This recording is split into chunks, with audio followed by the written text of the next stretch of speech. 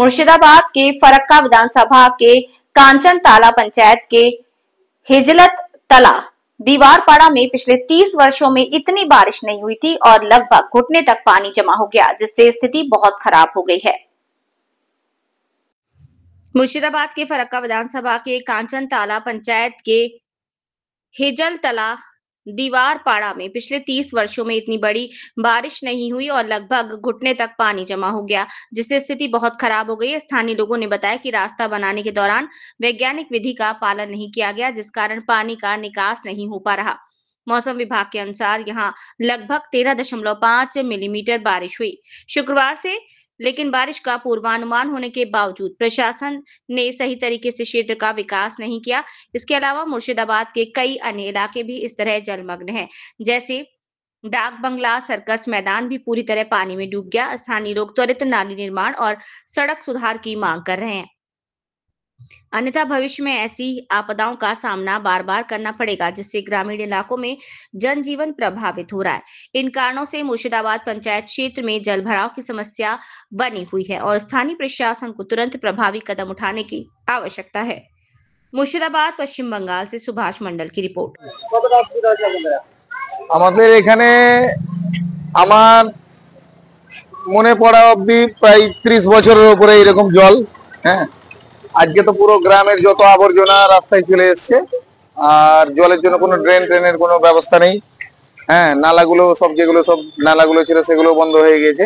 হ্যাঁ, এর জন্য আমরা প্রশাসনের দ্বারস্থ হচ্ছি যে কোনো রাস্তাগুলো জল নিকাশের ব্যবস্থাগুলো যেন দ্রুত করা হয়। এটা হচ্ছে নতুন হিজলতলা দিয়ারপাড়া। এটা মানে এর আগে হতো না, আজকে কত হয়েছে? 30 বছর আগে এরকম জল জমেছিল, প্রায় 30 বছর আগে, আর 30 বছর পরে আবার এই দেখতে পেলাম সম্পূর্ণ বৃষ্টির জল।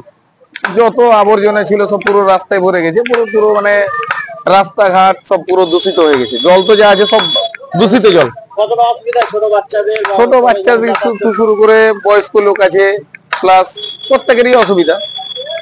ছোট বাচ্চাদের বেশি অসুবিধা, তারা তো বাড়ি থেকে আর বেরোতে পারছে না, বাড়ির মধ্যে গৃহবন্দী হয়ে আছে। আপাতত জল নিষ্কাশনের ব্যবস্থা চাইছে। হ্যাঁ, আপাতত প্রশাসনকে দৃষ্টি আকর্ষণ করছি যে দ্রুত যেন এই গ্রামের মেন যে রাস্তাটা, এই রাস্তাটা যেন জল নিষ্কাশনের ব্যবস্থা হয়। আমার নাম ইব্রাহিম আলী। কি অবস্থা আপনাদের গ্রামে?